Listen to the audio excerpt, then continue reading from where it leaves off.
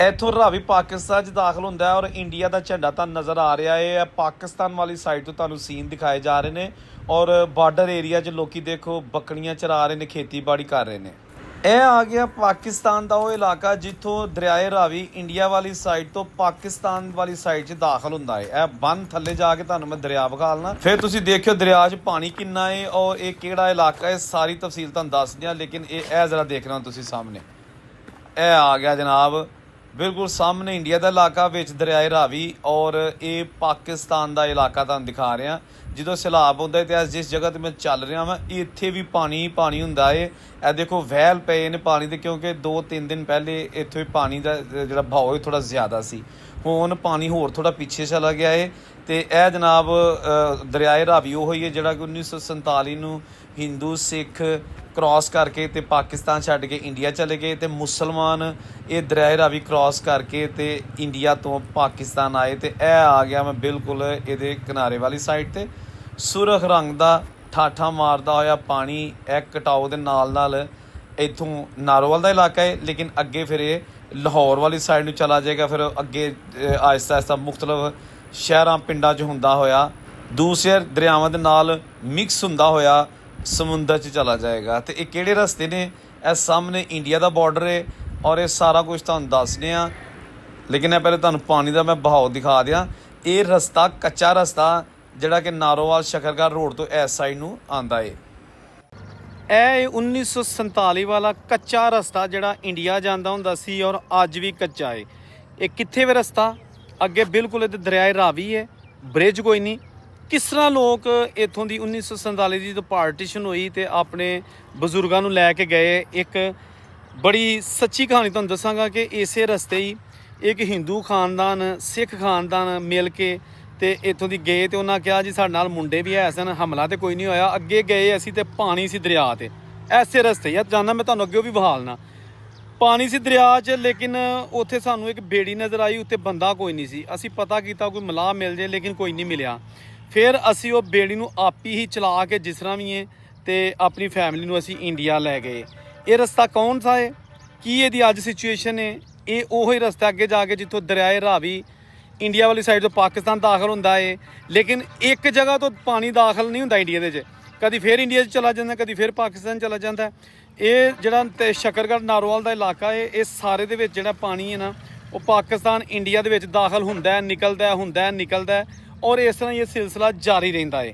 ਚਲੋ ਤੁਹਾਨੂੰ ਵਿਖਾਲ ਲਿਆ 1947 ਦੀਆਂ ਯਾਦਾਂ ਵਾਲੀ ਵੀਡੀਓ ਨਾਲ ਜੁੜੇ ਰਹੋ। ਤੇ ਐਸੇ ਕੱਚੇ ਬੰਨ ਦੇ ਅੱਗੇ ਜਾਂਦੇ ਆ, ਅੱਗੇ ਜਾਵਾਂਗੇ ਤੇ ਬਿਲਕੁਲ ਇਹ ਅੱਗੇ ਜਾ ਕੇ ਦਰਿਆ ਆ ਜਾਏਗਾ। ਦਰਿਆ ਇਸ ਵੇਲੇ ਪਾਣੀ ਦੀ ਸੂਰਤ ਹਾਲ ਕੀ ਹੈ ਉਹ ਵੀ ਤੁਹਾਨੂੰ ਵਿਖਾਲ ਲਿਆ, ਵੀਡੀਓ ਨਾਲ ਜੁੜੇ ਰਹੋ।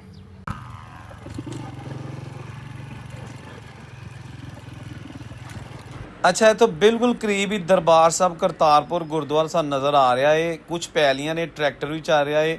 ਇਹ ਸਾਰਾ ਬਾਰਡਰ ਦਾ ਏਰੀਆ ਹੈ ਪਾਕਿਸਤਾਨ ਵਾਲੀ ਸਾਈਡ ਤੋਂ। ਤੇ ਦਰਬਾਰ ਸਾਹਿਬ ਕਰਤਾਰਪੁਰ ਦੀ ਬਹੁਤ ਵੱਡੀ ਸਫੇਦ ਰੰਗ ਦੀ ਇਮਾਰਤ ਤੁਹਾਨੂੰ ਸਕਰੀਨ ਤੇ ਨਜ਼ਰ ਆ ਰਹੀ ਹੈ, ਜਿੱਥੇ ਕਿ ਅੱਜ ਕੱਲ੍ਹ ਇਹ ਜਦੋਂ ਮੈਂ ਵੀਡੀਓ ਬਣਾ ਰਿਹਾ ਵਾਂ ਸੰਨ 2026 ਜੁਲਾਈ ਸਿੱਖ ਯਾਤਰੀ ਜਿਹੜੇ ਨੇ ਉਹ ਬਗੈਰ ਵੀਜ਼ੇ ਤੋਂ ਆਉਂਦੇ ਸਨ, ਲੇਕਿਨ ਨਹੀਂ ਆ ਰਹੇ।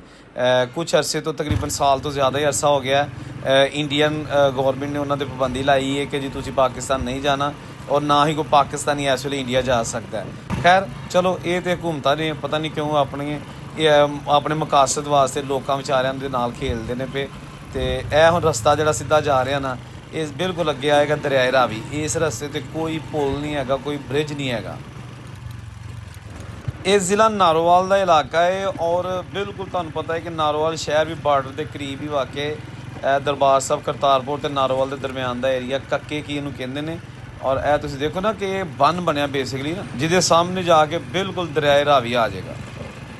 ਲਓ ਜੀ ਦੋਸਤੋ, ਇਹ ਇੱਥੇ ਆ ਕੇ ਬੰਨ ਖਤਮ ਹੋ ਜਾਂਦਾ ਕਿਉਂਕਿ ਅੱਗੇ ਵੇ ਰਾਵੀ, ਇਹ ਆ ਗਿਆ ਦਰਿਆਏ ਰਾਵੀ ਤੇ ਉਸ ਤੋਂ ਦੂਸਰੀ ਸਾਈਡ ਦੇ ਉੱਤੇ ਇੰਡੀਆ ਪਾਕਿਸਤਾਨ ਦਾ ਬਾਰਡਰ। ਇਹ ਉਹ ਬ੍ਰਿਜ ਜਿੱਥੋਂ ਦੀ ਸਿੱਖ ਯਾਤਰੀ ਬਗੈਰ ਵੀਜ਼ਾ ਲੈ ਕੇ ਇੰਡੀਆ ਤੋਂ ਪਾਕਿਸਤਾਨ ਆਉਂਦੇ ਨੇ। ਸ਼ਟਲ ਸਰਵਿਸ ਇੱਥੇ ਚੱਲਦੀ ਹੈ ਔਰ ਫਿਰ ਗੁਰਦੁਆਰਾ ਸਾਹਿਬ ਕਰਤਾਰਪੁਰ ਆ ਕੇ ਤੇ ਆਪਣੀ ਮਜ਼ਹਬੀ ਰਸੂਮਾਤ ਅਦਾ ਕਰਦੇ ਨੇ। ਇਹ ਬ੍ਰਿਜ ਤੇ ਮੌਜੂਦ ਹੈ, ਲੇਕਿਨ ਦੋਸਤੋ ਇਸ ਵੇਲੇ ਸਿੱਖ ਯਾਤਰੀ ਜਿਹੜੇ ਨੇ ਉਹਨਾਂ ਨੂੰ ਇਜਾਜ਼ਤ ਨਹੀਂ ਮਿਲ ਰਹੀ ਇੰਡੀਆ ਵੱਲੋਂ ਕਿ ਜੀ ਉਹ ਇੱਥੇ ਆਉਣ ਔਰ ਗੁਰਦੁਆਰਾ ਸਾਹਿਬ ਆ ਕੇ ਤੇ ਦਰਸ਼ਨ ਕਰਨ। ਇੱਥੇ ਗੁਰਦੁਆਰਾ ਸਾਹਿਬ ਦੇ ਕੋਲ ਹੀ ਬਾਬਾ ਗੁਰੂ ਨਾਨਕ ਦੀ ਬਹੁਤ ਜ਼ਿਆਦਾ ਜ਼ਮੀਨ ਹੈਗੀ ਹੈ, ਜ਼ਰਈ ਜ਼ਮੀਨ ਰਕਬਾ ਹੈ ਜਿਹੜੀ ਅੱਜ ਵੀ ਬਾਬਾ ਗੁਰੂ ਨਾਨਕ ਦੇ ਨਾਮ ਹੀ ਹੈ। ਔਰ ਉੱਥੇ ਠੇਕੇ 'ਤੇ ਦਿੱਤੀ ਹੈ, ਫਸਲਾਂ ਉਗਾਈਆਂ ਜਾਂਦੀਆਂ ਨੇ, ਸਬਜ਼ੀਆਂ ਉਗਦੀਆਂ ਨੇ। ਔਰ ਇਹਨਾਂ ਸਬਜ਼ੀਆਂ ਜਿਹੜੀਆਂ ਇੱਥੇ ਉਗਦੀਆਂ ਨੇ ਉਹਨਾਂ ਦਾ ਹੀ ਲੰਗਰ ਜਿਹੜਾ ਨਾ ਗੁਰਦੁਆਰਾ ਸਾਹਿਬ ਦਾ ਜਿਹੜਾ ਕਿਚਨ ਹੈ ਉੱਥੇ ਪੱਕਦਾ ਹੈ। ਇਹ ਦੇਖੋ ਤੁਸੀਂ ਪੁਲ ਦੇ ਉੱਤੇ ਮੈਂ ਬਿਲਕੁਲ ਕੈਮਰਾ ਲੈ ਕੇ ਆ ਰਿਹਾ, ਸੜਕ ਜਾ ਰਹੀ ਹੈ ਨਾਲ ਨਾਲ ਦਰਬਾਰ ਸਾਹਿਬ ਕਰਤਾਰਪੁਰ ਦੀ ਇਮਾਰਤ ਆਉਣੀ ਸ਼ੁਰੂ ਹੋ ਗਈ ਹੈ, ਇੱਥੇ ਆਉਂਦੀ ਹੈ। ਠੀਕ ਹੈ ਜੀ, ਜਿਹੜੇ ਲੋਕ ਤੇ ਆ ਚੁੱਕੇ ਨੇ ਇੱਥੇ ਇੰਡੀਆ ਵਾਲੀ ਸਾਈਡ ਤੋਂ ਉਹਨਾਂ ਨੂੰ ਤਾਂ ਪਤਾ ਹੋਏਗਾ, ਲੇਕਿਨ ਇਹ ਬਿਲਕੁਲ ਦਰਿਆਏ ਰਾਵੀ ਦੇ ਕਿਨਾਰੇ 'ਤੇ ਖਲੋ ਕੇ ਤੁਹਾਨੂੰ ਮੈਂ ਵਿਊ ਵਿਖਾ ਰਿਹਾ। ਬੜੀ ਐਕਸਕਲੂਸਿਵ ਕਿਸਮ ਦੀ ਵੀਡੀਓ ਹੈ। ਅੱਛਾ, ਇੱਕ ਗੱਲ ਦੱਸਣਾ ਜ਼ਰੂਰੀ ਹੈ ਕਿ ਦਰਿਆਏ ਰਾਵੀ ਬੜੀ ਜਗ੍ਹਾ ਤੋਂ ਐਸਾ ਹੈ ਕਿ ਜੀ ਪਾਕਿਸਤਾਨ ਦੇ ਹਿੱਸੇ 'ਚ ਦਾਖਲ ਹੁੰਦਾ ਹੈ, ਫਿਰ ਇੰਡੀਆ ਵਾਲੀ ਸਾਈਡ 'ਤੇ ਚਲਾ ਜਾਂਦਾ ਹੈ, ਫਿਰ ਪਾਕਿਸਤਾਨ ਆ ਜਾਂਦਾ ਹੈ। ਕੋਈ 8-10 ਮੁਕਾਮ ਐਸੇ ਨੇ ਦਰਿਆਏ ਰਾਵੀ ਦੇ ਕਿ ਜਿੱਥੋਂ ਪਾਕਿਸਤਾਨ ਬਾਰਡਰ ਦੇ ਨਾਲ ਕਦੀ ਇੰਡੀਆ ਵਾਲੀ ਸਾਈਡ 'ਤੇ ਕਦੀ ਪਾਕਿਸਤਾਨ ਵਾਲੀ ਸਾਈਡ 'ਤੇ ਜ਼ਿਗ ਜ਼ੈਗ ਕਰਦਾ ਹੋਇਆ ਲਾਹੌਰ ਵਾਲੀ ਸਾਈਡ ਨੂੰ ਜਾਂਦਾ ਹੈ। ਬੇਸਿਕਲੀ ਤਹਿਸੀਲ ਸ਼ਕਰਗੜ੍ਹ ਤੋਂ ਇਹ ਨਿਕਲਦਾ ਹੈ, ਯਾਨੀ ਕਿ ਜ਼ਿਲ੍ਹਾ ਨਾਰੋਵਾਲ ਤਹਿਸੀਲ ਸ਼ਕਰਗੜ੍ਹ। ਅਤੇ ਇਹ ਉਹ ਇਲਾਕਾ ਹੈ, ਉਹ ਤਹਿਸੀਲ ਸ਼ਕਰਗੜ੍ਹ ਜਿਹੜੀ ਹੈ 1947 ਤੋਂ ਪਹਿਲੇ ਜ਼ਿਲ੍ਹਾ ਗੁਰਦਾਸਪੁਰ ਦਾ ਹਿੱਸਾ ਹੁੰਦੀ ਸੀ। ਅੱਜ ਕੱਲ੍ਹ ਜੁਲਾਈ ਹੈਗੀ ਹੈ ਨਾ 2026 ਅਤੇ ਸੈਲਾਬ ਦੇ ਦਿਨ ਹੈਗੇ ਨੇ। ਕਿਸੇ ਵਕਤ ਵੀ ਬਾਰਿਸ਼ਾਂ ਦੇ ਨਾਲ ਪਾਣੀ ਦੇ ਬਹਾਅ 'ਚ ਇਜ਼ਾਫਾ ਹੋ ਸਕਦਾ ਹੈ ਔਰ ਡੈਮ ਭਰ ਜਾਂਦੇ, ਇੰਡੀਆ ਵੱਲੋਂ ਪਾਣੀ ਜਿਹੜਾ ਨਾ ਉਹ ਪਾਕਿਸਤਾਨ ਆਉਣਾ ਸ਼ੁਰੂ ਹੋ ਜਾਂਦਾ ਹੈ। ਦਰਿਆ ਦੇ ਕਿਨਾਰੇ ਦੇ ਉੱਤੇ ਇੱਕ ਵਾਰੀ ਫਿਰ ਤੁਸੀਂ ਦੇਖ ਲਵੋ ਕਿ ਦਰਬਾਰ ਸਾਹਿਬ ਕਰਤਾਰਪੁਰ ਦਾ ਇਹ ਜਿਹੜਾ ਇਹ ਗੁਰਦੁਆਰਾ ਸਾਹਿਬ ਹੈ ਇਹ ਤੁਹਾਨੂੰ ਨਜ਼ਰ ਆ ਰਿਹਾ ਹੈ। ਸਫੇਦ ਰੰਗ ਦੀ ਇਮਾਰਤ, ਗ੍ਰੀਨ ਫਸਲਾਂ ਦੇ ਵਿੱਚੋਂ ਦੀ। ਲੇਕਿਨ ਪਾਣੀ ਇੱਕ ਐਸੀ ਚੀਜ਼ ਹੈ ਕਿ ਇਹਨੂੰ ਕਿਸੇ ਵੀਜ਼ੇ ਦੀ ਕੋਈ ਜ਼ਰੂਰਤ ਨਹੀਂ ਹੈਗੀ ਕਿ ਇਹਨੇ ਪਾਕਿਸਤਾਨ 'ਚ ਜਾਣਾ ਜਾਂ ਇੰਡੀਆ 'ਚ ਜਾਣਾ, ਇਹਨੇ ਟੁਰੀ ਜਾਣਾ। ਇਹ ਦੇਖੋ ਨਾ, ਇਹ ਸਾਰਾ ਉਹ ਏਰੀਆ ਜਦੋਂ ਇੱਥੇ ਸੈਲਾਬੀ ਰੇਲਾ ਆਉਂਦਾ ਅਤੇ ਇੱਥੇ ਪਾਣੀ ਹੀ ਪਾਣੀ ਹੁੰਦਾ ਹੈ। ਦੇਖੋ ਨਾ, ਪਿਛਲੀ ਦਫਾ ਬਹੁਤ ਤਬਾਹੀਆਂ ਕੀਤੀਆਂ ਸਨ ਰਾਵੀ ਨੇ। ਇੰਡੀਆ ਦੇ ਪੰਜਾਬ ਦੇ ਵਿੱਚ ਵੀ ਠੀਕ ਠਾਕ ਕਿਸਮ ਦੀ ਜਿਹੜੀਆਂ ਨਾ ਤਬਾਹੀਆਂ ਹੋਈਆਂ ਸਨ, ਔਰ ਪਾਕਿਸਤਾਨ ਦੇ ਜਿਹੜਾ ਏਰੀਆਜ਼ ਨੇ ਇਹਨਾਂ ਦੇ ਵਿੱਚ ਵੀ ਠੀਕ ਠਾਕ। ਅੱਛਾ, ਬਹੁਤ ਸਾਰੇ ਬਜ਼ੁਰਗਾਂ ਨੇ ਵੀ ਦੱਸਿਆ ਕਿ 1947 ਦੀ ਜਦੋਂ ਪਾਰਟੀਸ਼ਨ ਹੋਈ ਅਤੇ ਅਸੀਂ ਰਾਵੀ ਕ੍ਰਾਸ ਕਰਕੇ ਅਤੇ ਇੰਡੀਆ ਆਏ ਅਤੇ ਇੰਡੀਆ ਵਾਲੇ ਮੁਸਲਮਾਨ ਪਾਕਿਸਤਾਨ ਗਏ। ਲੇਕਿਨ ਰਾਵੀ ਬਹੁਤ ਜਗ੍ਹਾ ਤੋਂ ਨਾ ਕ੍ਰਾਸ ਕੀਤਾ। ਕਿਸੇ ਨੇ ਰਈਆ ਖਾਸ ਵੱਲੋਂ ਦੀ ਕੀਤਾ, ਕਿਸੇ ਨੇ ਬਾਠਾਂ ਵਾਲੀ ਸਾਈਡ ਤੋਂ ਕੀਤਾ, ਕਿਸੇ ਨੇ ਜੱਸੜ ਵਾਲੀ ਸਾਈਡ ਤੋਂ ਕੀਤਾ ਅਤੇ ਕਿਸੇ ਨੇ ਕੱਕੇ ਕੀ ਵਾਲੀ ਸਾਈਡ ਤੋਂ ਕੀਤਾ।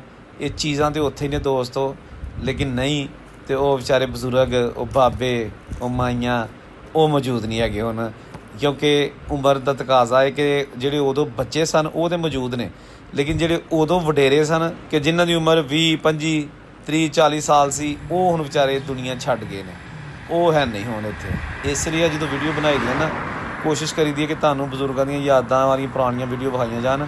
ਲੇਕਿਨ ਮੈਂ ਨੋਟ ਕੀਤਾ ਹੈ ਕਿ ਵੀਡੀਓ ਵੇਖ ਲੈਂਦੇ ਸਾਰੇ, ਨਾ ਲਾਈਕ ਕਰਦੇ ਨੇ, ਨਾ ਕਮੈਂਟ ਕਰਦੇ ਨੇ, ਨਾ ਚੈਨਲ ਨੂੰ ਸਬਸਕ੍ਰਾਈਬ ਕਰਦੇ ਨੇ।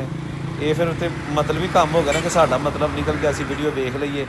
ਅਤੇ ਇਸ ਤਰ੍ਹਾਂ ਨਾ ਕਰਿਆ ਕਰੋ, ਸਪੋਰਟ ਕਰਿਆ ਕਰੋ। ਪੈਸੇ ਦੀ ਸਪੋਰਟ ਤਾਂ ਅੱਗੇ ਤੁਹਾਡੇ ਕੋਲ ਕਦੀ ਨਹੀਂ ਮੰਗੀ ਅਸੀਂ, ਅਤੇ ਨਾਲ ਲੱਗਦਾ ਸ਼ੁਕਰ ਸਾਨੂੰ ਜ਼ਰੂਰਤ ਹੈ। ਲੇਕਿਨ ਇਹ ਜਿਹੜੀ ਸਪੋਰਟ ਹੈ ਨਾ ਇੱਕ ਦੂਸਰੇ ਨੂੰ, ਇਹ ਜ਼ਰੂਰ ਕਰਿਆ ਕਰੋ, ਇਸ ਤਰ੍ਹਾਂ ਖੁਦਗਰਜ਼ੀ ਹੁੰਦੀ ਹੈ। ਅਤੇ ਇਹ ਸੀ ਅੱਜ ਦੀ ਵੀਡੀਓ ਨਾਰੋਵਾਲ ਤੋਂ ਦਰਿਆਏ ਰਾਵੀ ਦੇ ਹਵਾਲੇ ਦੇ ਨਾਲ। ਉਮੀਦ ਕਰਨਾ ਤੁਹਾਨੂੰ ਪਸੰਦ ਆਈ ਹੋਏਗੀ। ਔਰੰਗਜ਼ੇਬ ਬੇਗ ਨੂੰ ਇਜਾਜ਼ਤ ਦਿਓ। ਅੱਲਾ ਹਾਫਿਜ਼।